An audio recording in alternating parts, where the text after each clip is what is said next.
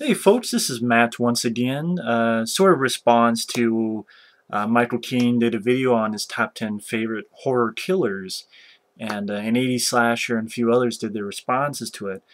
So this is kind of my response, but at the same time, it's different, doing my own way, meaning A is going to be a top 11. Damn, hairy chest. Ah! My own top 11.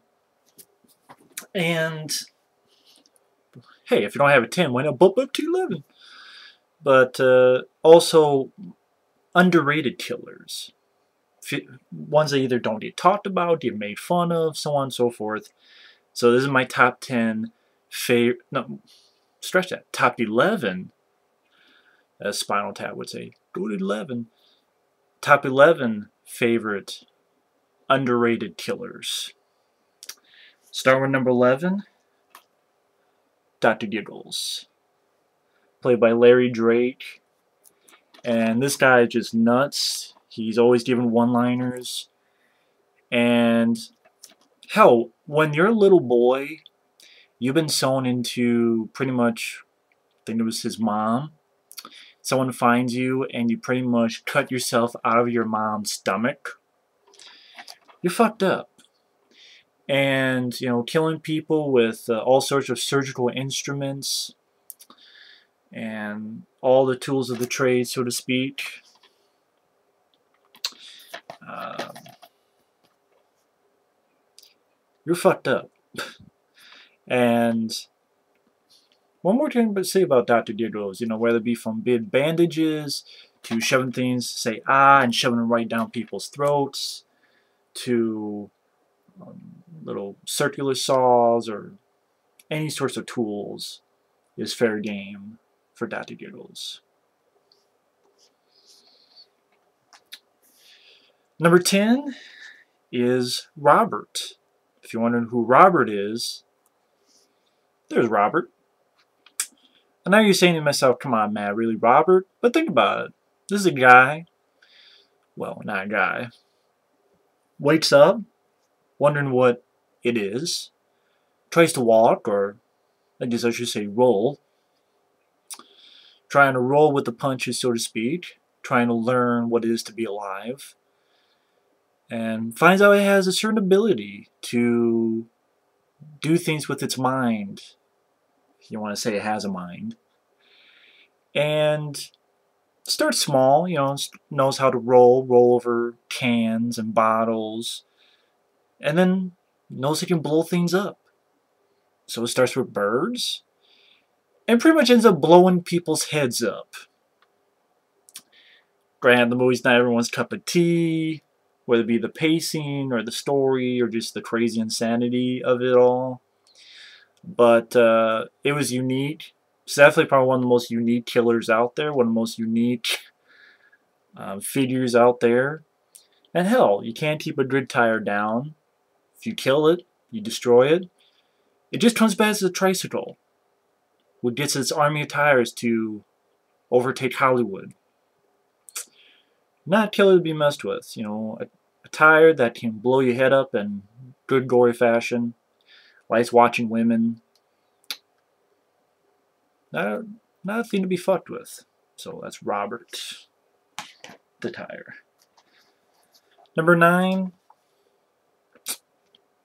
I know you're saying, Matt, you're really losing your mind. Come on, elevator. But yeah, the killer elevator of the Millennium Building. By the way, this is a film I want to review sometime.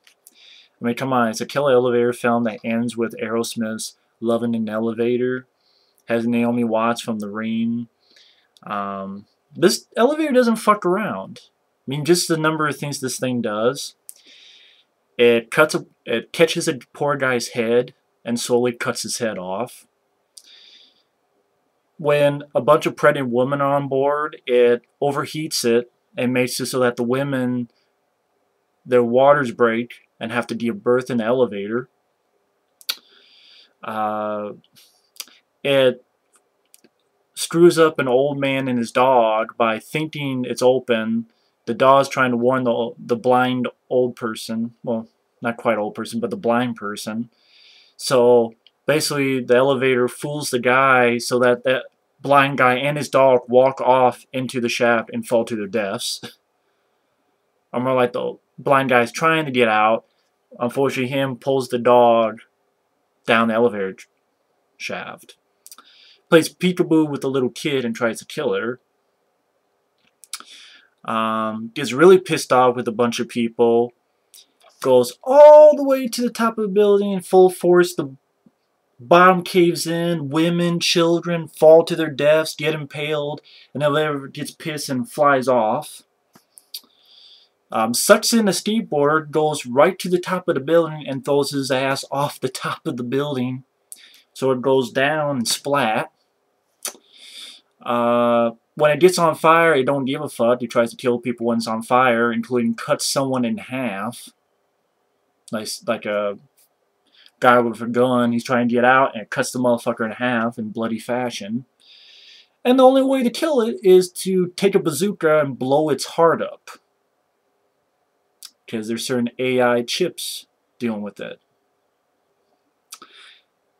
If any of that interests you, that's why I love this movie, and that's why I think the elevator, if it's able to do that much shit, not someone to be fucked with.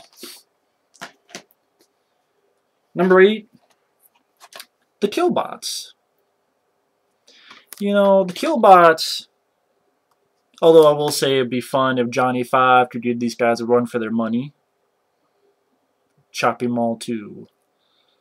The Johnny 5 edition. But great design of the Killbots. Bullets don't work too well on them. They roll around like a tank. They got lasers that can blow your fucking head up. And at least they give you the courtesy to say when you die, have a nice day. So, at least they give you the courtesy of that shit. But, Killbots, great design. Shooting lasers at your ass, willing to blow your head up. And they're smart too, so they see some dumb person holding on to some kerosene, they don't point at it, blow it up, and make the person be on fire. So, again, at least they'll give the courtesy to say, have a nice day, when you die. Next one is a film I reviewed before, Pulse. Really killer electricity, but think about it. You could say this, or even Maximum Overdrive, but I picked this one because this is definitely a force to be reckoned with when you can't see it. Electricity's all around you as I'm doing this right now. On the computer, lights, TV, anywhere, webcam.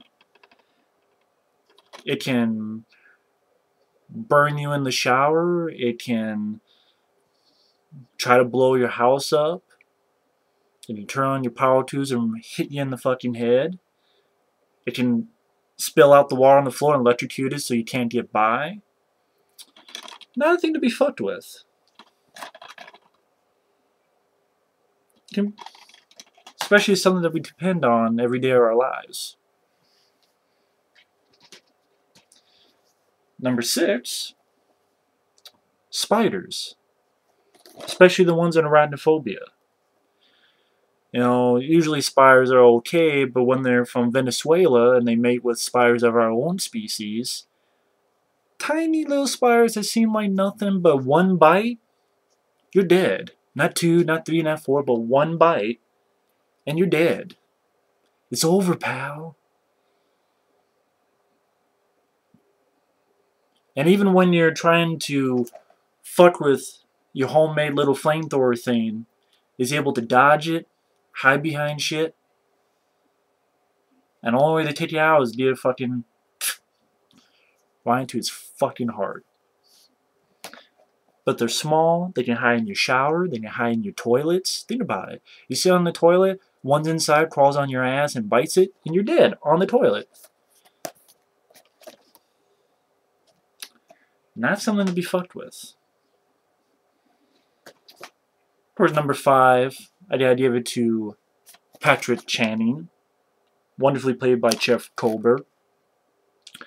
Very creepy, well played by the guy. At the beginning, he's just a pentagram killer. wears this very creepy mask, and really wants to sacrifice you in this way on the pentagram. Sort of deal with the devil type of thing. But then, even when he gets electrocuted, it's no sweat. All he does is give you a "see you around, buddy boy."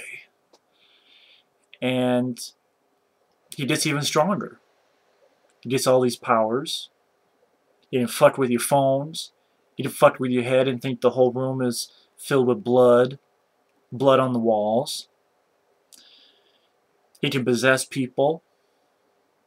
He jumped from a top of the building in one shot, go to the damn floor and not care. He could take a fucking ceiling fan and make it alive, and which can't be hit by bullets. And a really cool scene, which I love. He can turn and possess a homeless person that hits Lou Diamond Phillips, LDP for life, in the nuts about 5 times. Make you crash your car 50 feet. Patrick Channing don't give a fuck. He'll even possess a nun. You don't give a shit. He's Patrick Channing, bitches. Number 4, I gotta give it to The Death Machine, which this is a film I reviewed before, but I want to review again, seeing this new cut of the film, which this is from overseas and it's widescreen. That's why I got it, because it's widescreen and such. But I know a good friend of mine also gave me another copy, which is even another version. I didn't know that. I didn't think of that. I had bought this before, but it's alright. Now I have all 3 versions. But, directed by Stephen Norrington, who did Blade, by the way. This is the film he did. I think people saw this, and then he got the project for Blade. But come on, Brad Dourif makes this machine. That's the Death Machine, all made of steel. And kind of can't see it with the glare, but it's all practical, and it's a mean motherfucker. It don't give a shit. It's big, it's bad, it's made of steel. Follows you in this point of view, kind of like Evil Dead. And it don't fuck around. You know, no matter how many times you shoot it, it don't give a fuck. Gigantic steel claws that will fuck your day up. It's the Death Machine. And it's programmed by Brad Dourif, so you know it's batshit crazy. Number 3, of course, is the creature from Graveyard Shift. Kind of a bat, rat type of creature. Lives down in the basement of this textile plant. But you know this thing's a badass when our lead characters go down below and there's literally hundreds and hundreds of bones down there. So it's been feeding for a long time. And I love the design. I love the look. I think it's a really good looking creature, especially in its wide shots. It has this thing where it wraps people with its wing and you see its face sort of trying to come out. It has this tail that juts right into your stomach or up your ass or whatever. Who wants a fucking sharp thing jammed up your ass? You know, get that guy on Star Search. And that's what this creature should be. Get him on Star Search. Sorry, I love doing that. But if you've seen the film, you know what I mean. But the creature in Graveyard Shift, very well designed creature that doesn't get its due. Doesn't get its due like a lot of creatures do. Very well done. Very well executed. Very nice to look at. The only way to kill it is to smash in the smithereens. Then guy's got a can of soda. And the slingshot to hit that sumbitch button and put it in the meat grinder, so to speak. Now, of course, my 2 favorites. 1, Horace Pinker. Why? Because that's the way it is. Badass, fun, entertaining, finger licking good, bites a guy's finger off. Horace Pinker doesn't take shit. No one Mr. Nice Guy. I'll say it again, because that's the way it is, motherfucker. Horace Pinker, TV repairman that will own your ass. And since I have 20 seconds left, The Blob. My number 1 underrated killer. Not only is the movie very underrated, but the killer, he don't give a fuck. He'll smash to a phone booth. He don't give a shit about flamethrowers. The Blob will fuck your day up. End of story.